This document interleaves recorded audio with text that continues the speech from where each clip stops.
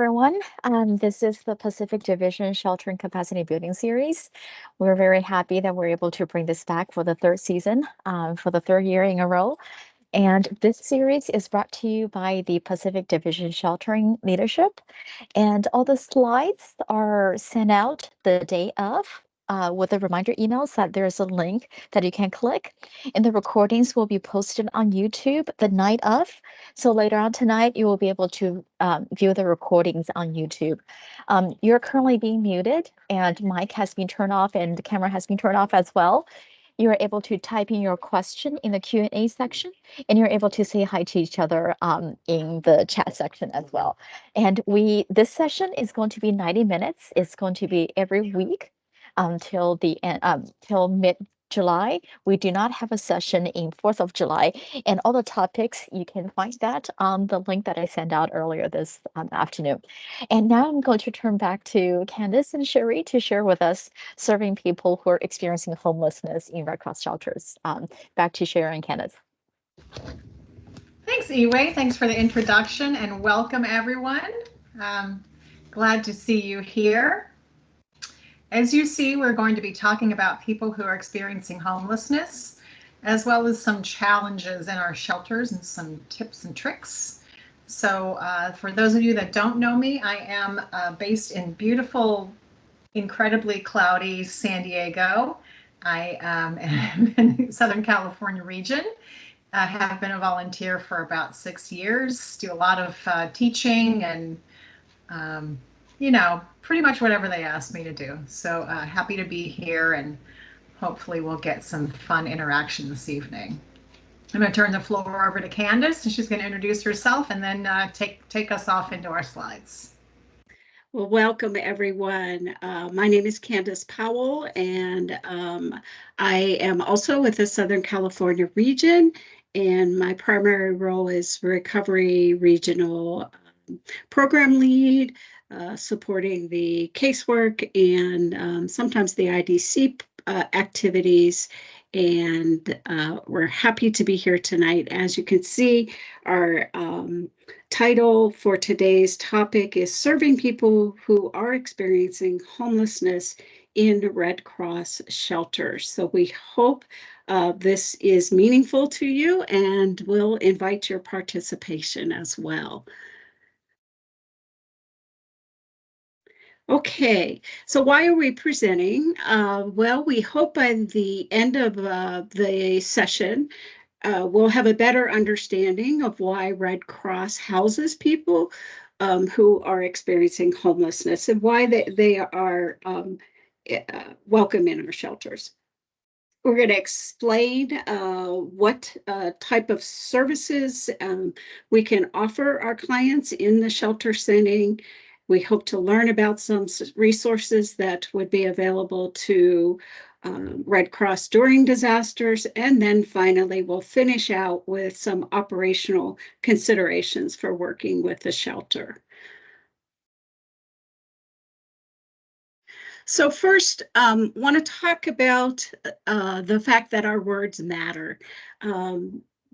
We ask that you consider using people first language, and we want to get comfortable using the words people experiencing homelessness instead of the homeless or pre-disaster homeless.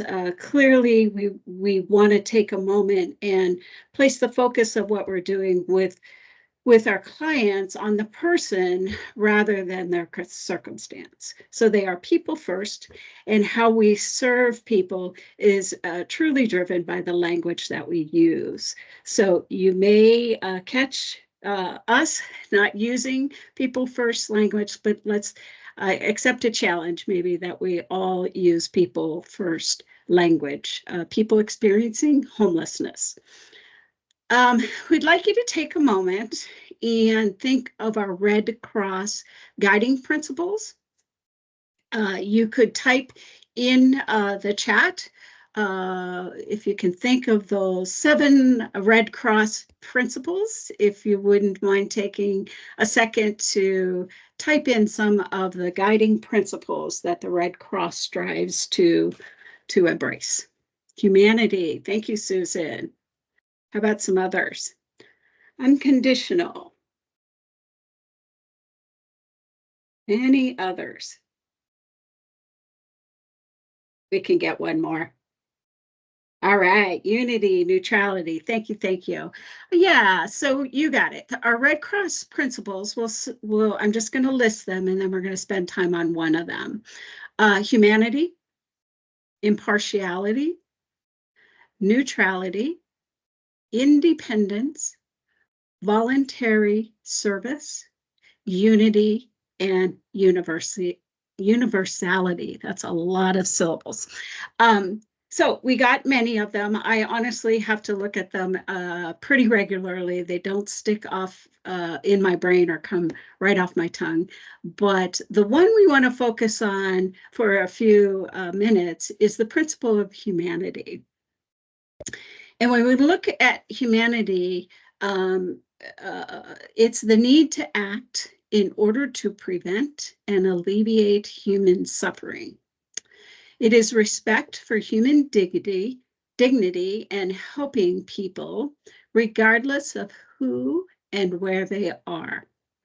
It is paramount to everything we do. So those aren't my words. That comes from the definition of humanity within our Red Cross principles. Thank you, Sherry. So in my words, what I think the humanity principle is about is we are working with human beings who come to us, who come to our shelters with real struggles, and they also have real strengths. So with that in mind, when the Red Cross, when we commit to the humanitarian principle, as well as the philosophy that everyone is welcome, both of these ideals compel us to serve all those who are affected by the disaster. We provide shelter services because sometimes the dwelling sites or the locations where people live and their belongings may have been destroyed or damaged by the disaster. And so they need a place to be.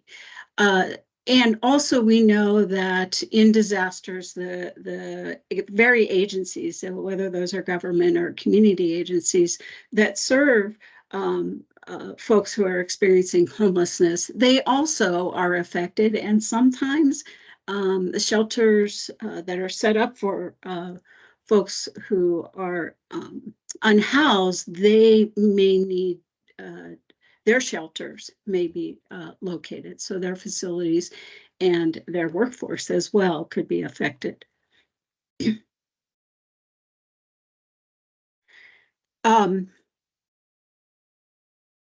We know that when shelters are open, everyone displaced or affected by the disaster is welcome, including people experiencing homelessness. We support our shelter residents and those who are unhoused as we would any other member in the community that's also been affected. And the housing status doesn't matter. It should not affect the services that our clients will receive. We also know, it's true, that the Red Cross mission is not to solve the social issue of homelessness. It is, however, our mission to provide shelter to people affected by a disaster. All right. So our principles, those that we've identified, are applied equitably. We want to focus on client safety, but we also want to focus on staff safety as well. We will make every attempt to avoid generalizing or stereotyping or bias against one population or the next. And when clients come to us, we know there will sometimes be failure to comply with our shelter rules, and we have guidelines which we'll review during the presentation on what to do when there is disruptive behavior. So as I said, we know that all types of clients may fail to comply with those rules or create disruptions or even threaten the safety of clients and staff. We want to remember that one person violating a rule is just one person. That doesn't mean everybody it's not a group characteristic. We know that our own training within the Red Cross, we know from our partners and our practices, these all inform us not to be exclusive to people who are experiencing homelessness.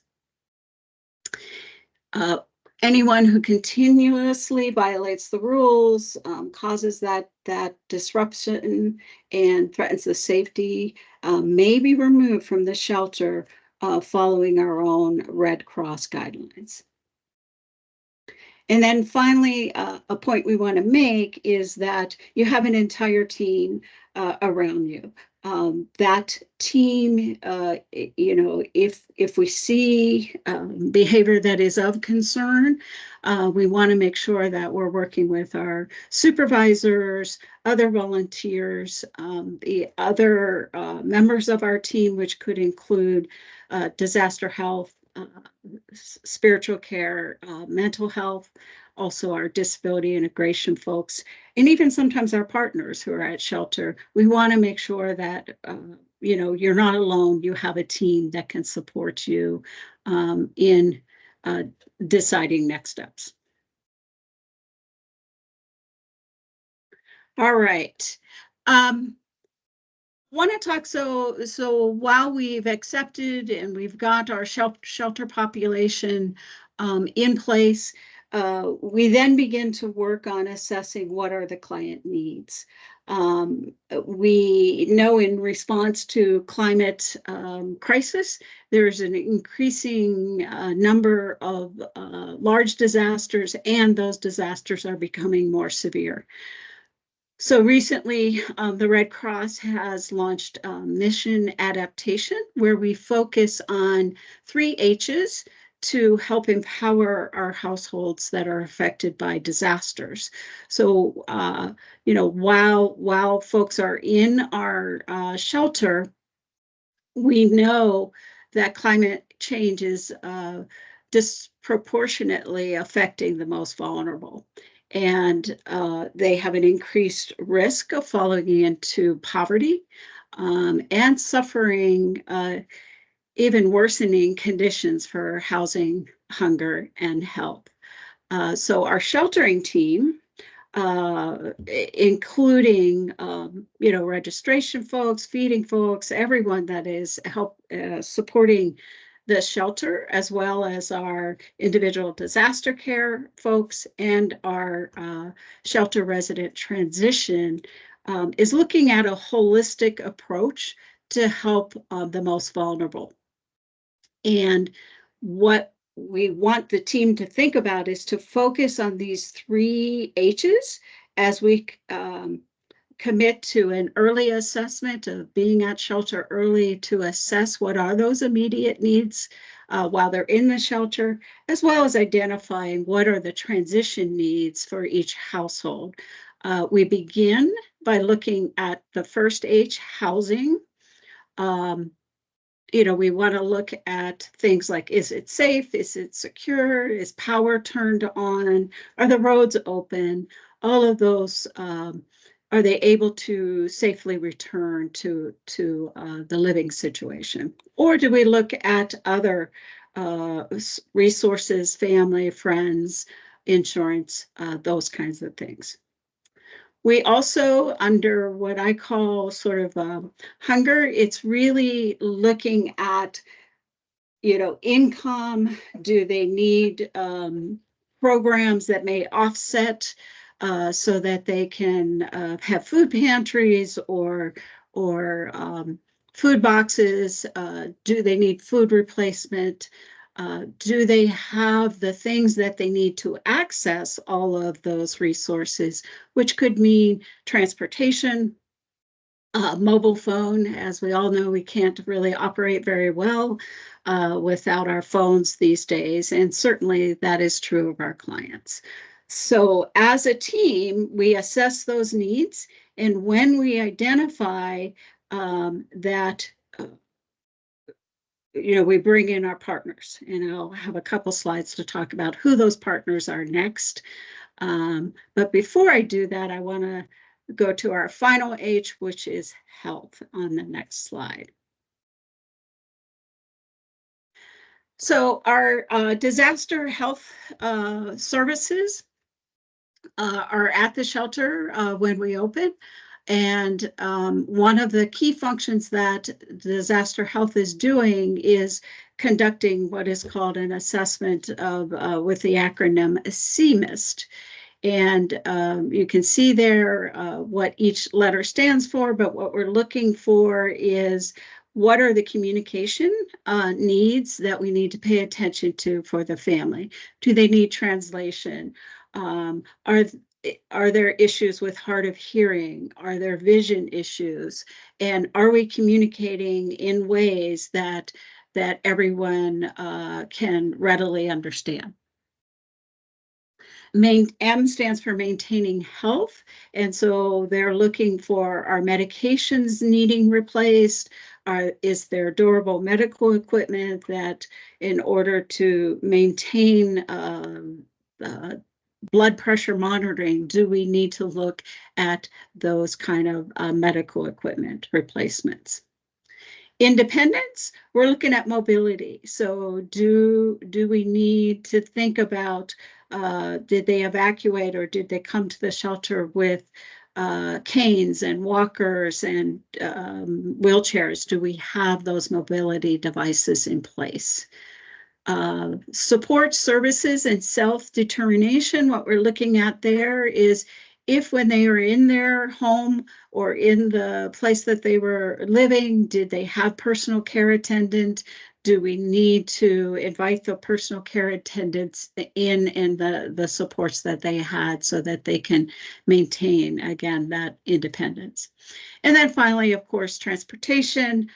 Do they need some medical transportation to doctor's appointments or to access medical medications, those things? We're also looking at the immediate needs of dietary restrictions, infant needs, whatever it is, we're trying to assess those immediate needs.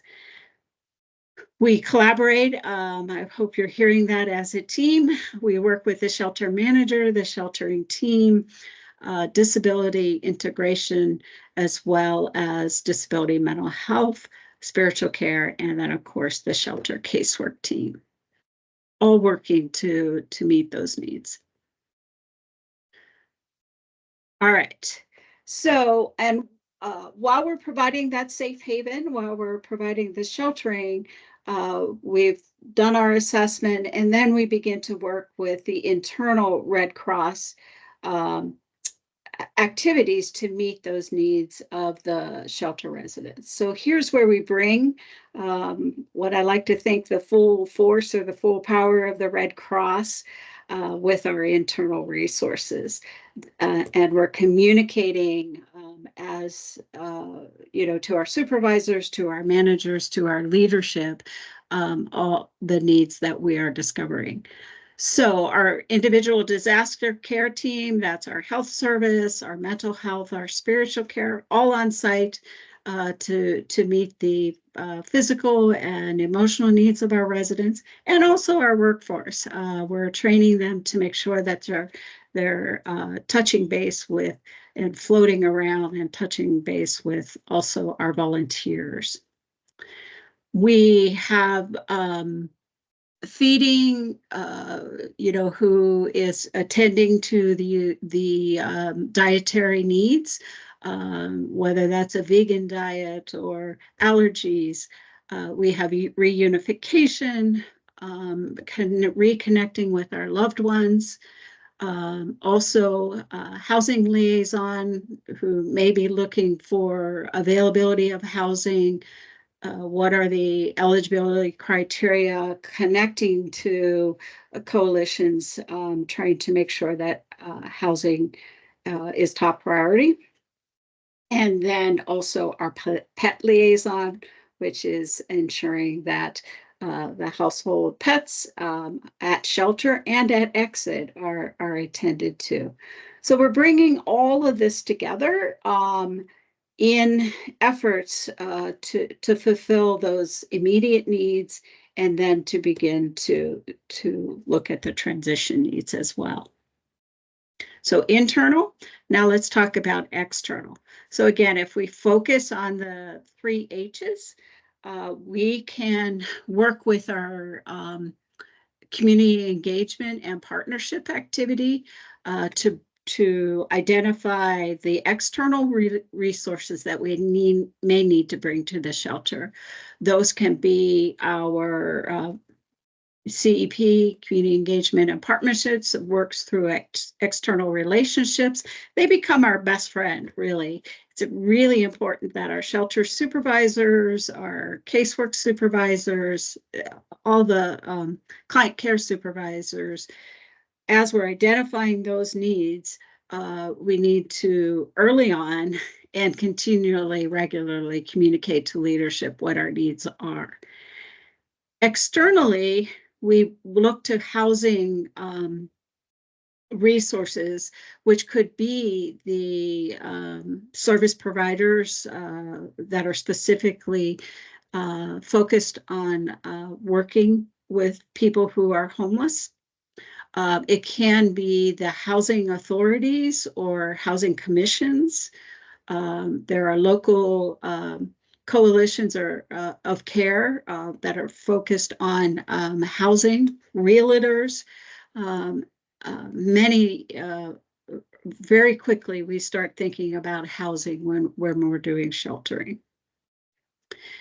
If we're looking at the second box there, hunger, we're looking at do people have access to food, which would be our food banks, our food pantries, especially as they're transitioning. Can we bring in the eligibility technicians for the food stamp programs, the STAP programs for WIC, making sure that we are addressing holistically those food and needs as they're transitioning as well. We look at income, that really falls into the access, and that is, do we bring in the eligibility text from the county so that our residents can apply right on site, again, to offset whether that's food, whether that's utilities, rents, deposits. We're looking for those eligibility into those programs. And then on our health, as we've talked about, it's the physical, it's the mental, and the spiritual. So it's a holistic looking at if we need added support. Let's look to county behavioral health, our county public health, our interfaith partnerships that we may have in the community, and other federally funded health clinics also can be real helpful at these times. And it cannot be understated, our COADs and our VOADs, very key players into bringing the external community partners on board. I am going to pause here. I see I haven't been paying attention to the chat. I trust that Sherry's doing that. I'm going to pause for any questions before we move on to operational considerations. So Candace, you have a question over in the Q&A. Okay. Go to the Q&A tab. There we have a couple of questions in there, so this is a good time to stop and get those answered. Great.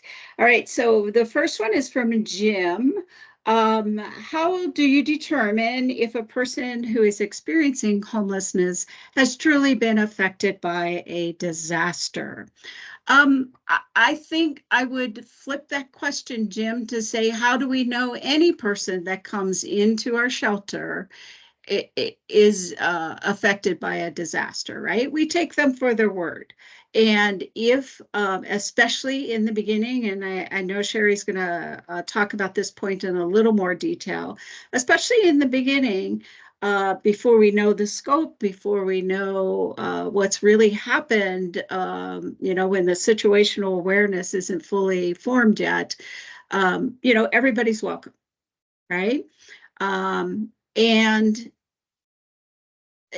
as it goes on, that may change. Leadership may make some decisions about changing that. But in the beginning, before we know all the, damage assessment hasn't been done or the disaster is still escalating, we're not stabilized yet. So that would be, everyone can come into the shelter. And then awesome. So I'm going to jump in. I'm going to leave you on the spot there, Candace. Sure, go right ahead. So for the next one, Eileen. So the terminology is in a state of flux at the moment. This people first language is brand spanking new, and like Candace said, you may catch us using some of the older terminology. So Candace has already said in this presentation, folks who are unhoused, right? It's still presenting the person first. So that's really the concept that we want to embrace, that we're not just talking about a category, if you will, right? We're talking about this is an individual person who is experiencing a situation. So I hope that helps. I don't want to get too deep into all the, the exact terms that are used, but just think about you're talking about an individual, not a group. And that'll go a long way to making it work. All right, I'm going to go back to chat. And I see TJ just threw his hand up.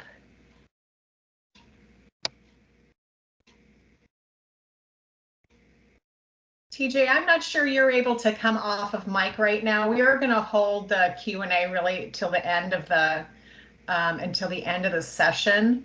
So let's go ahead and, if you don't mind, we will catch those people who have their hands up. We'll catch your questions at the very end.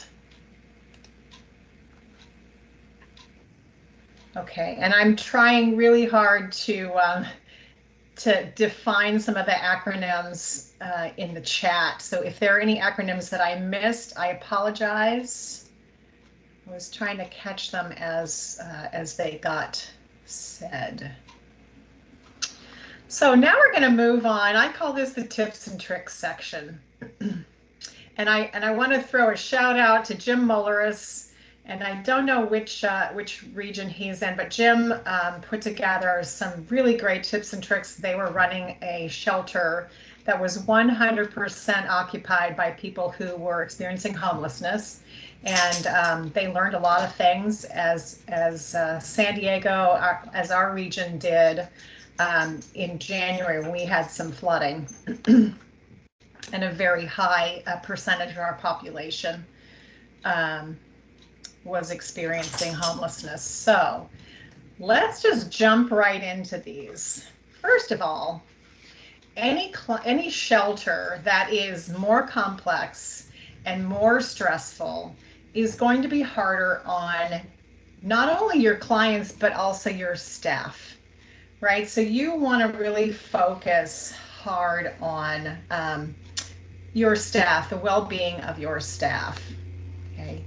This is when we have to really emphasize our scheduling for our team, right?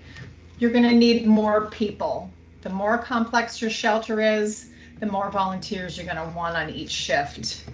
And with a population of people who are experiencing homelessness, You can't necessarily make the assumption that day shift needs more than night shift does. Okay, so keep an eye on that. If you're the shelter supervisor, shelter manager, advocate for the appropriate levels of staff that you believe are going to keep your team safe and comfortable and hopefully as relaxed as possible. All right. So perhaps more volunteers. Okay, make sure people are taking breaks and taking their days off. So if this is an operation where you have brought teams in and they've dedicated 2 solid weeks to the operation, be sure that you're scheduling them to take their days off and enforce that they actually take them. It goes a long way towards their mental health. Okay. Another thing that you're going to want to look at is, do we have enough staff that we might be able to do shorter shifts? Okay, I can swear I have never seen this happen, but it is in the Red Cross doctrine. And if you ever run into a situation where you have more staff than you need, think about running 8-hour shifts. Okay, it can really alleviate some of the stress of the team. I know somebody's making little reactions, right? I've never seen it happen, but gosh, it sure would be nice. Another thing is we want to make sure that we have individual disaster care workers available for our clients and our volunteers. And we're going to talk a little bit more about them, I believe, on a later slide. Okay. Keep an eye on your team. If you're noticing that they're starting to fray around the edges, don't hesitate to recommend to them that they seek out someone to talk to in spiritual care or mental health. Okay, those people are there for us too. People are in the chat. I have to stop looking at the chat because it's distracting me. Yeah, so be sure, and if they don't feel that they're comfortable going to talk to the individual disaster care team, then you can approach the individual disaster care team on their behalf and suggest that one of those staff members can maybe just do a flyby, right? Have a chat with them. It doesn't have to be anything, in depth. They don't have to be psychoanalyzed, of course, but somebody can just swing by and just say, how are you doing? Okay, make sure that your staff has, as much as possible, a private space where they can step off the floor, take a breather, right, and then gather themselves and then go back out and work with the clients.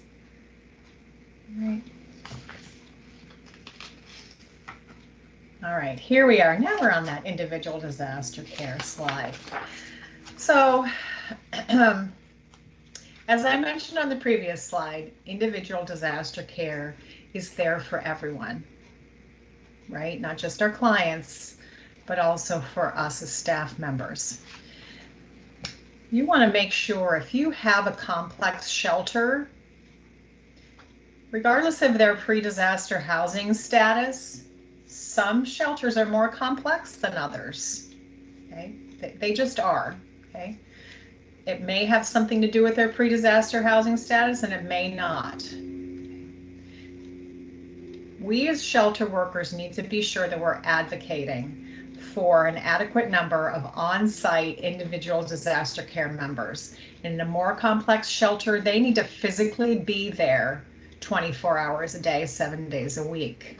Okay, this is critically important, and I have seen many of a disaster response operation where we have health services, mental health in person during the daytime, and then they go to just a telephone number at night.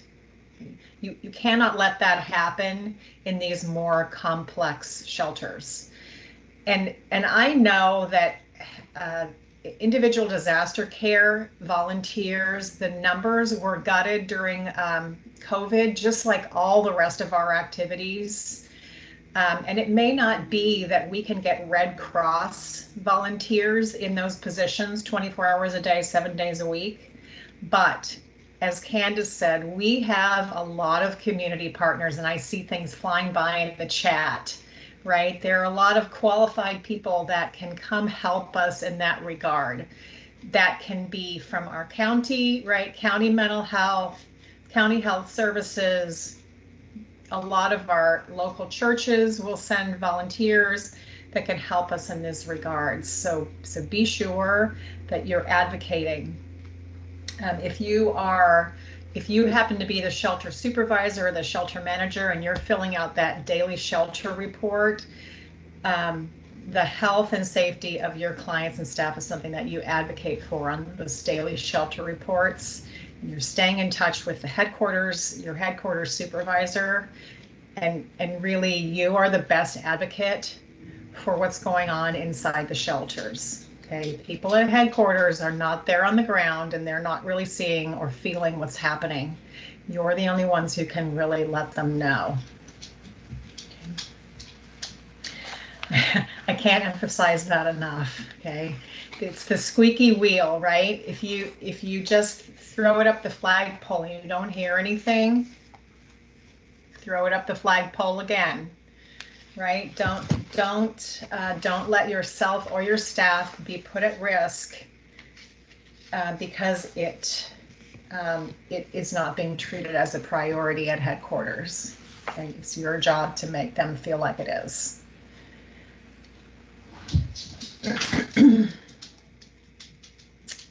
All right, and the same thing here with security, right? Falls right along the same lines with all that stuff with individual disaster care that I was talking about. Okay.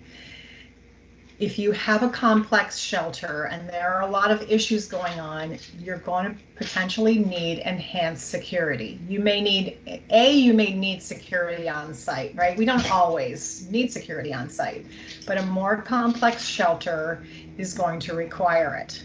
Okay. It may be that the disaster relief operation has to put out the money to hire a security agency. Where can we look for security? Can we get it from our county, right? Can we get it from our police, sheriffs, right? I can tell you that at our shelters in San Diego, again, which had a fairly high percentage of the population that were people experiencing homelessness, we had not only multiple security people on site, and they were not law enforcement necessarily, right? They weren't police or sheriff, but they were security, and there were multiple ones of them inside the shelter and outside the shelter. And we also had regular police patrols driving by. Okay, in case we had issues that required law enforcement intervention. Okay, and this is another issue that you are really going to have to advocate for. You are the eyes and ears at the shelter. If there is a real need for enhanced security, run it up the flagpole early and often, and don't let it go. Okay, bring it to the daily shelter coordination meeting, put it in your daily shelter report. Discuss it with your headquarters sheltering manager when you have your daily calls, your one-on-one calls in the morning. Okay. I can't emphasize that one enough.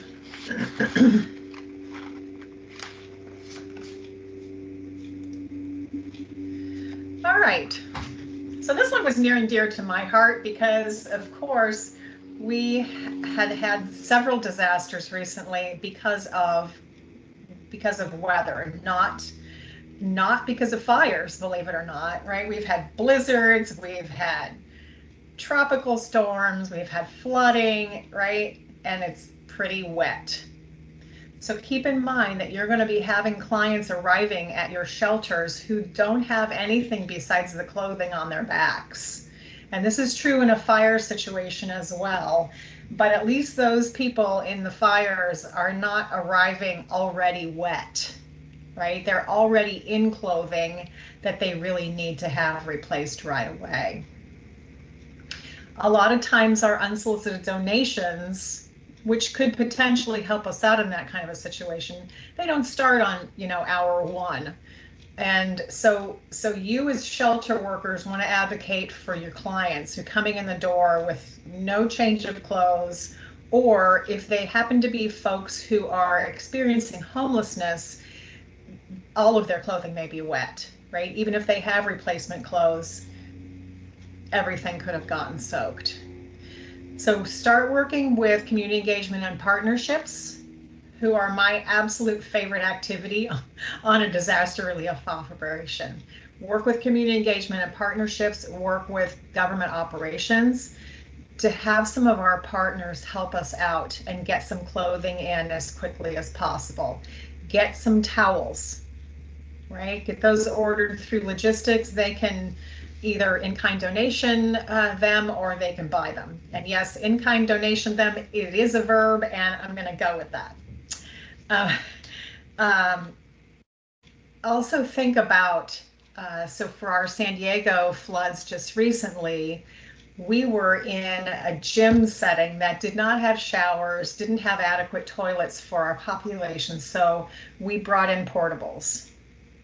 So if you think about that, if the rain is continuing to fall and these folks are going to have to go outside to use the toilets and the showers and the hand washing stations, you also want to think about getting some rain ponchos, getting some umbrellas so that you can keep them as dry as possible while they're accessing these types of things. And again, hit up your government operations team, hit up community engagement and partnerships, have them start tapping into their resources as well.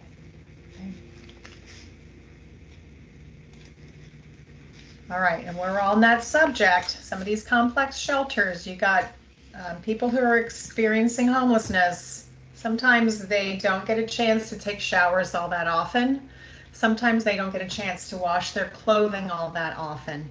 You're going to be wanting to look at an enhanced cleaning schedule at your shelter. Do you have enough Clorox wipes to, wipe down your surfaces? Is there a janitorial service that is coming in to help you out? All of those things that you want to think about advocating for in your shelters. And this is a rule of thumb for pretty much any shelter. It doesn't matter whether it's a complex shelter or not. You want to try to set up a laundry service if you're going to be there for more than a few days. Okay, again, thinking about these folks who may only have 1 or 2 sets of clothing, they're going to need to be washed. Okay. Another thing to think about, I'm seeing little notes coming through the chat about unsolicited donations. And so just be aware, and I think somebody earlier put in a note about local assistance centers and multi-agency assistance centers, so LACs and MARCs. As your clients start accessing these services, they're going to be getting stuff from these agencies, right? They're going to be accessing sometimes your unsolicited donations. They're going to be accessing these other agencies that are going to be giving them things. The longer the shelter is open, the more things the clients acquire and accumulate. You're potentially going to be having storage issues in your shelter sooner rather than later. So be thinking about this ahead of time. Do you need to limit the amount of personal belongings that your clients can have per person? Do you need to buy some of those plastic tubs or bins for them to store their items in the dormitory, making sure that your dormitories hallways are kept clear and don't impede the access to services, okay, like restrooms, etc. Excuse me, the last thing we need is for our fire marshal to come in and say that our dormitory is unsafe, right? So think about those things, all right? People who have become unhoused because of a disaster, they have very little control over what has happened to them, right? So when they feel like they have nothing, you know, somebody comes by and offers them a pillow or a towel or you know, I don't know, a squeezy ball. They're going to take it because now they have something, right? Do you kind of understand the concept? So just be aware of that, right? People are going to want to have some control, something that belongs to them, and those things can really pile up the longer the shelter is open.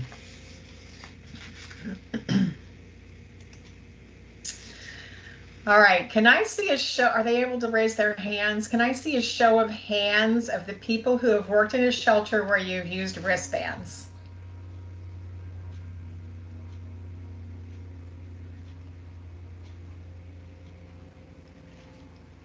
Yay, all right, I'm seeing a lot of hands go up. That is fantastic. I'm so glad to see that. So wristbands can be such a useful thing in a shelter, especially when it's highly complex. You have a lot of people just coming in to access services during the daytime and they're not registered and they're not sleeping in the dormitory. You're going to need some way to differentiate who belongs where at what time of the day, right? So we have some resources listed on one of the last slides of this presentation. I will tell you that the toolkit in OneSource has a lot of tip sheets on a number of the things that I've been talking about, that Candace and I have both been talking about during this presentation. So please become familiar with those tip sheets out there in the toolkit. There is a fantastic one about wristbands, right? And here we are talking about them. Yes, so the shelter manager is going to be the one who makes the decision about how you're going to be using wristbands inside the shelter, right? So they'll set up the system, right? What colors for which type of people, you know, people staying in the dormitory will be one color, perhaps people staying, you know, people sleeping in the parking lot are a different color, and then the day use people may or may not get a color, right? It needs to be consistent, right? If pink is your color for your dormitory residents on day 1, pink should still be the color for your dormitory residents on day 25, right? Keep it consistent, otherwise it gets confusing.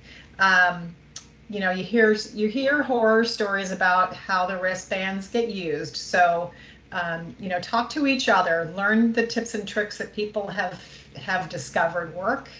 I put a little note on here, put them on tight enough, okay? Because I'm sure that you guys have had the experience where if they're too loose, your clients will go out in the parking lot and slip it off and hand it off to somebody else to use it, okay? You don't want them so tight that it cuts off the circulation to their hand, but you know, you get the idea, right? So, so wristbands are a fantastic tool. We are going to, here in San Diego, we've decided that we are going to put their cot numbers also for the dormitory residents on their wristbands, which will be one more cross check for us for the inside the Shelter Client Information app, or SCIA, for their cot numbers, which will be kind of fun for us. All right. All right, now I'm gonna give this total credit for this over to Jim Mulleris. I have some sample ideas for you to think about as you get into some of these complex shelters. So one of the hardest things in a complex shelter is managing the dormitory count, right? When you get to turn in your 9 o'clock or 10 o'clock or whatever magical time they want the, you know, the overnight count turned in, it's really hard to tell, okay? You will find that if you have a population of people who are experiencing homelessness, you may find that that population is more transient, right? They might also be nocturnal, quite honestly, right? So you know, those of you that utilize that heads on beds client count, I encourage you to not do it that way. Okay, in this type of a shelter, you're going to really have to keep a closer tab on who's actually sleeping in the shelter. And they may not be sleeping overnight. They might be sleeping there during the daytime. Okay. So, so this system that Jim put together, it's called, what they've done is they find that sometimes it's hard to tell if a cot has been abandoned, if the person is staying in the shelter any longer. Even though there's still stuff there, it might still be stuff that that they're not necessarily attached to. Okay, it could have been unsolicited donations that they picked up and that they easily can walk away from. So what they did is they implemented this cot abandonment notice. And so if they think that a cot is potentially not being occupied any longer, they put a notice on it. Okay, and I'll show you what that looks like. Be sure that you've numbered your cots and you have that information tied to the client's record in the Shelter Client Information App, or SCIA. Okay, so cot number is on the cot, and it's on the client's record in SCIA. Okay, so what you do is if it's a cot that you think is abandoned, you tip it on its side, right, on the long side. Okay, make sure you're not obstructing the aisles. Okay, but tip it on its side. You tape the abandonment notice onto the cot, and I'll show you what that looks like in a second. Okay, you tell them that you think the cot is potentially abandoned. If they find this notice, they bring it back to registration and you get things sorted out. Okay, and then you keep a tracker of which cots you've put a notice on, so you can make sure that you follow up on it. Okay, and then after the notice expires and nobody has come forward, then you can remove the cot, you know, get it cleaned however you're cleaning them in the operation. You can bag and tag the client belongings. And guess what? There's a tip sheet about that. There's a tip sheet about client belongings, and that is on the toolkit. All right, so here we are. This is a sample, okay? This is not a Red Cross document. You can rewrite this however it seems appropriate for your shelter. It's just a sample for you to think about how this might work, okay? So this is a notice that they were using on this particular operation. I believe it was Gold Country, right? So they just, you know, had somebody type this up and they printed it, okay? It's in Spanish and English. Says this is, so let's say that today at 5:00 p.m. I'm going to time and date this. Okay, 5:00 p.m. on 5/15/24. I put that at the top. Okay, American Red Cross needs to confirm that you're still here. Please come to the registration table when you see this notice. Your cot may be given to someone else if you haven't checked in by the deadline, which is stated down below. Okay, and then the time and the date that we might give this space to someone else is, you know, I don't know, let's say I'm going to give them 24 hours, right? So it'll be 5 p.m. on 5/16/24. Okay, it's very simple. Okay, not too complicated. All right, and then this is just a sample. Again, you can create this on your own. It's just did it in an Excel spreadsheet. And this is how you would track which cots you put notices on. Okay, so cot number 1, if I know what client was assigned to that, you can now search by cot number in SCIA, which is super cool, brand new, hot off the press, right? The date and time that you posted it, and the date, you know, the date and time that you tell them that it's going to expire. And if they do come to you, you know, whatever the disposition is, you know, client came in, it's all good, they're still staying here, or nobody ever showed up before the deadline, right? And then can put in what you did with the client belongings, if any. Okay, pretty straightforward. All right, so so that's essentially our presentation, but so here are some of those resources I was just mentioning. There are some fantastic trick sheets out there in the in OneSource, in the sheltering toolkit. Thank you. The sheltering toolkit, and they're listed under tip sheets. Okay, so sheltering support for pre-disaster homeless clients. Okay, here's a great one for the Red Cross process of dealing with conflict, agitation, aggressive clients inside a shelter, right? How to evict clients if you have to do that. How to use wristbands. Caring for shelter client belongings. Okay, see, it goes on and on. I really go have a look at those tip sheets. They're great. Okay. And there is a video. So Cynthia Fisher is going to be doing a great presentation in a couple of weeks on this same series about shelter resident transition with our shelter clients. And so we didn't go in depth into that. Candace's section, typically we talk quite a bit about SRT, shelter resident transition. But Cynthia is going to cover that in depth in a couple of weeks. But there is a little video that is pretty useful for you if you're working in a shelter and you want to understand how you work with that activity, shelter resident transition, for those working in a shelter, available in Edge. Okay, Sharon. All right. So again, a reminder, this is a humanitarian organization. We take care of everyone affected by the disaster, regardless of their pre-disaster housing status. Okay, and that's really the point that we wanted to drive home with this presentation.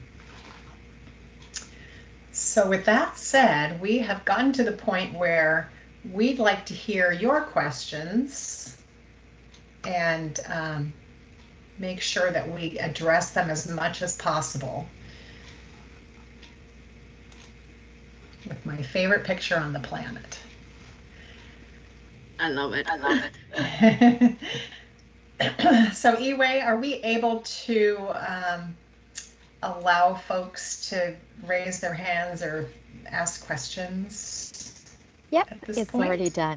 They can come off mute as they wish. Okay, terrific. So if you all will raise your hands and or just come on mic, I'm gonna just kind of backtrack and see if there are questions in the chat that we didn't get to, okay? I see So while you're doing that, we have two hands raised. Deborah Arguela, I really messed that up. Deborah? Can you hear? Okay. I didn't realize I had my hand raised, but go for it. When I first started doing sheltering, we were told not to take in unsolicited clothing because it hadn't been washed and we don't know what the clothing might have. But during the Lahaina fires, clothing just kept pouring in, and they were just, that was a whole different situation, but there was clothing piling up everywhere, and it was coming from everyone, and but it didn't come from a good source. It came from individuals bringing in the clothing. So it wasn't washed that we knew of, and it was creating a big mess. Are we to wait for an organization like the Salvation Army to bring in clothing, or what do we do with all this unsolicited clothing? I was even at one shelter where all the unsolicited clothing was put in a back room and it got soaking wet. This was somewhere in California.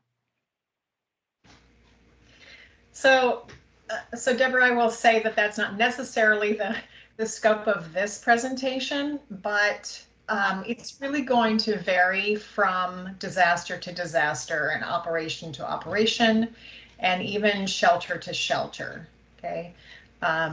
If you are in a place where you have the opportunity to get a community partner in to maybe help you sort through those things, it's entirely possible that you can make them available to the clients. I've also seen operations where somebody from the UDM, unsolicited donations management activity, takes them all to another site and has people sorting them. I've seen church groups come in and help out, all kinds of various things. So there's really no one size fits all answer to that question. Let's see, Kathy Lewis, next hand raised, and then Charlotte Anderson on deck.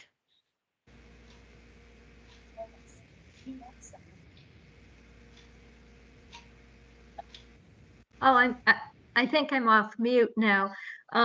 My question was sort of similar to the last one, because I know that in the past at some of the shelters, there's a lot of confusion about the clothing and confusion about what's brought in and what we give out and how much do we really give out when there's partners there. And I know we always work together, but maybe you could just review that a little bit. Thank you. And I'm talking about real miscellaneous things, you know, from diapers to shampoos, toothpaste. It could be some basic food and lots of clothes and shoes. Thank you. Thank you.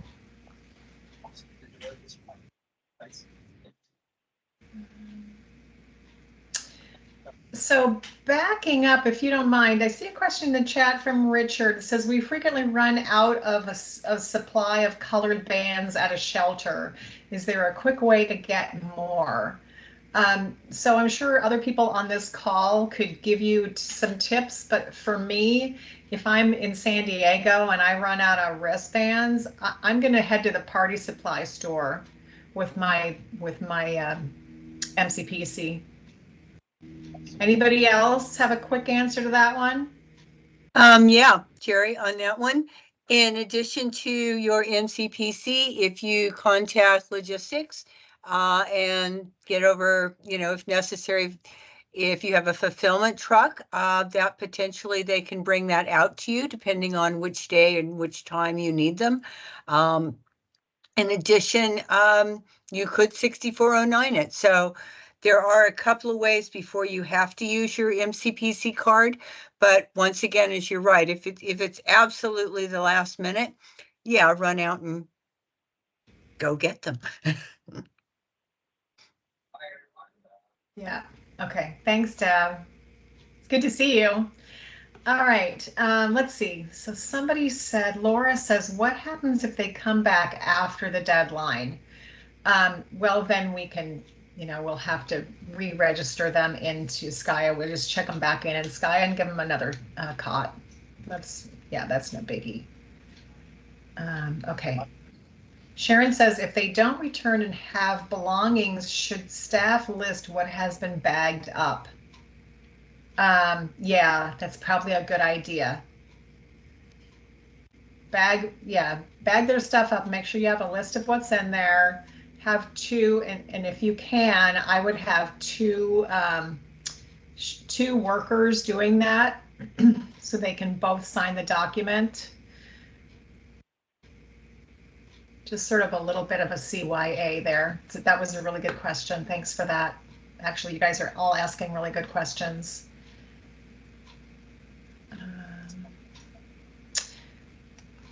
Daniel, what is this link that you've put in from FEMA? Can you tell us what that is? Sure, it's the FEMA Field Guide 508, and that link will give you another guide when you're talking about how to set up the shelter, best practice. Terrific. All right, thanks for that. Always love having new resources. Sherry, we have one hand raised as well, Charlotte.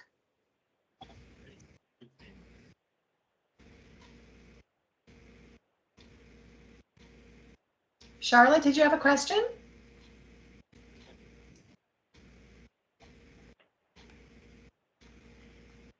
I have a question. I'm on the phone, so I can't raise a hand. Can you hear me? I can. Who is this? Okay. This is Sarah. Question, you talked about the process for assigning costs to clients. Can you expand a little bit more on that process? And do you let them choose what location or number that they go to, or is that something that your shelter worker is assign them? If you just talk more about that process. So, so in a shelter, when you're lining up your cots in whatever format you have inside the shelter, you just put a little blue piece of tape on them and number them so that they're, so that they're logical and easy to find, right? And there is a slot in the shelter client information app for a cot number. So, I mean, if it were up to me, I would let the clients choose where to sleep, except for if you have a really mixed population. There are in the larger shelters, I have seen people lay it out with, the families with children are in one area, the single men are in a different area, that sort of thing. So you're just going to have a look at your population and work with the supervisor manager on site to make the best decision for how to lay out your shelter. I hope that helps you. If I didn't answer the question, just that does. I mean, I was just curious at what point in the app they actually get the member assigned to them, or if they choose it and then a caseworker or shelter worker comes up later and adds that to the app. Yeah, you may have to put their cot number into Skya after, after the initial registration, once you know where they're going to go. Sure. Okay. Great. Yeah. Mm-hmm. All right, let me see who's got hands up. Me, Charlotte. There you are. My question is, I haven't deployed in mass care area for a while since the pandemic thing. And they used to have unsolicited donations where they had a room they kept all the donations in. And then after it was over, they closed it down by donating it to one of the partners, which is either Salvation Army or Goodwill. They don't do that anymore. I don't know. I haven't deployed in person for a while. Yeah, like I said, it's really going to depend from shelter to shelter. Sometimes if you have a spare room and you have the ability to sort through the unsolicited donations and make them available to the clients, you can certainly do it that way, set it up kind of like a store. I have seen that done. And it's really just going to depend. So I can't give you a blanket answer to that question, I'm afraid. Okay, I was just wondering if they still did it. Thank you. Yeah, sometimes they do.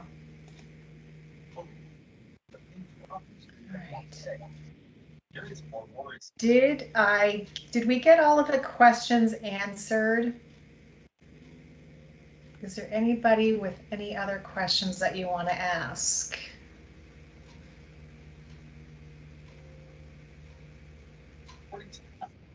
Okay, gosh, we're good.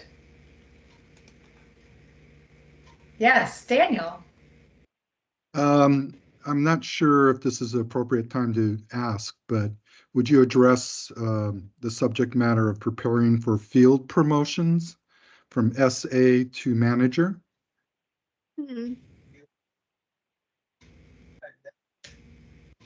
Preparing for field promotions. Can you? Sure, I'll give you way. I'll give you the current example. So I got a call last night. My gap is as an SA in Hawaii on Oahu, and we have an imminent rain experience coming down on us with active flooding and whatnot. And so with my SA gap, I've been asked to go to a shelter, and if a manager doesn't show up, then I'm being asked to step up to the manager's role. So do you have a comment about that activity? Do you feel comfortable in that role? Oh, sure. I mean, I have the training for SV and manager. I finished those modules, but I have never been deployed to a shelter as an SA. So, you know, Oh, right. oh, Yes, no kidding. right. Again, the topic of this particular session was about our people experiencing homelessness in a shelter. So I'm going to I would love to talk to you about your situation offline. Deb, do you want to? I saw Deb's hand go up. So Deb, do you want to field that one? I was somewhat going to suggest an offline conversation or stay after also, and we could talk to it. I know that a lot of times we have to ask people to step up because of the fact that they really is no other option at the time. But in addition, the person that we asked usually to step up is someone that we honestly feel has the ability to handle the job. So, you know, that's one way to take it. Also, in addition, the other thing that usually goes on when that happens is that that doesn't mean that it's supposed to be forever.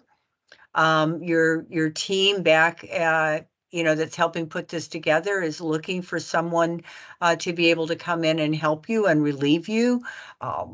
So kind of at this point, know that it's frequently done. It's done as something in great need. And also take that someone has confidence in you. All right, thanks for that, Deb. Before I hit the other two hands that are up, since the topic of this session is working with pre-disaster homeless in a shelter setting, if you have a question on that subject, we will be happy to address it now. Otherwise, hang on to it for a second and we will wrap up this session. And then those of you that you want to stay on and talk about other topics, we can do that and stop the recording. Okay, is that fair? So I'm going to ask then Lori on deck if you have a question. Yes, at the last shelter I was helping out in, someone experiencing homelessness arrived with a shopping cart. What do you do if you've got one or more people showing up with shopping carts with all of their worldly possessions in them? Doesn't fit into a locker. Yeah, that is decidedly problematic. And of course, they're going to be reluctant to relinquish them, right? If you say you're going to have to park your, you know, and essentially that is their car, their house, right? So you have to try your best to potentially accommodate that, but you know, it has to be explained to them that you have limited space and you know, perhaps they have some place that they can leave it outside of the shelter.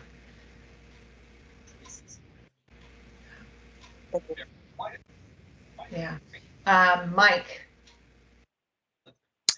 Oh, my question is, you had a slide showing resources and I was called away, so I didn't realize where or how someone can access those resources.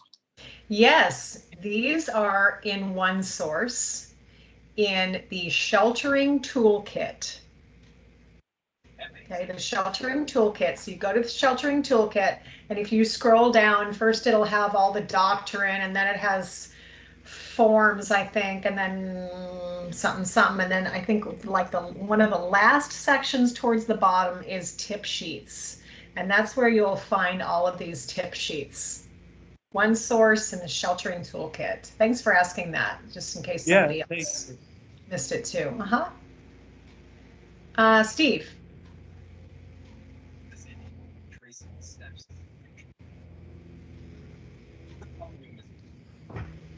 Steve, did you have a question?